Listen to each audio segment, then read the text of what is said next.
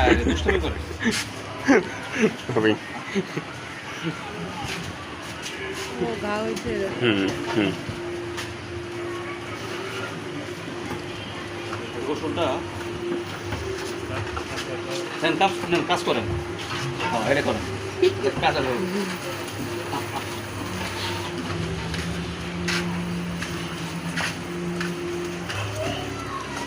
এটা হচ্ছে স্কেবো,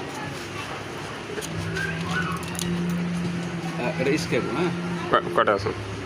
ঠিক আছে। 5টা। আর মানে কুকুরে হচ্ছে গা হয়ে গেলে, হুম গা হয়ে গেলে এটা হচ্ছে স্কেবো। আপনারা যারা ওই যে কুকুরের সময় গা হয়ে যায় ঘাড়ের মধ্যে, পিঠে পচে যায়, আপনারা স্কেবোটা খাওয়াইলে এটা 4 দিন 5 দিন পর একটা করে খাওয়াইলে এটা পোকা মরে গেলেই মানে কুকুরটা ভালো হয়ে যাবে।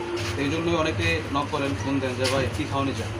সেই জন্য বললাম যে আপনারা এটা স্কেবো, যে আমি কাছে একদম দেখতে চাই, এটা সব দোকানে পাবেন, যত ফার্মেসি আছে সব জায়গায় পাবেন, হুম ঠিক আছে। এই যে নাম সহ আমি একদম দিয়ে দিচ্ছি। আপনারা কুকুরের মানে শুধু বিড়াল বাদ দিয়ে কুকুরের গা এবং পচে গেলে ঘাড় পিছনে আপনারা এটা খাওয়াবেন 4 দিন পরে পরে 4-5টা খাওয়াবেন, ইনশাল্লাহ এটা পোকাটা মরে গেলে সুস্থ হয়ে যাবে।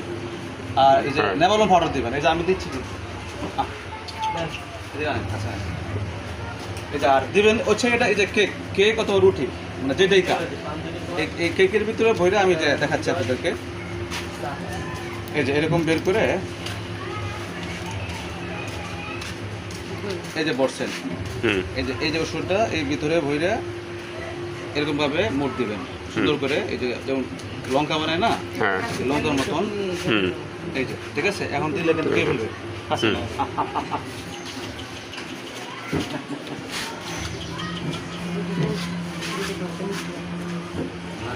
এই যে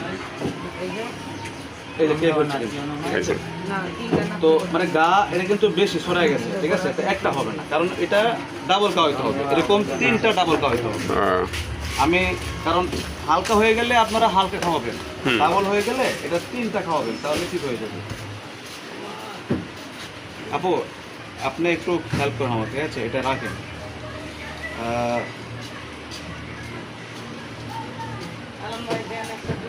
আচ্ছা ভিডিওটা কাটেন, সেভ করেন।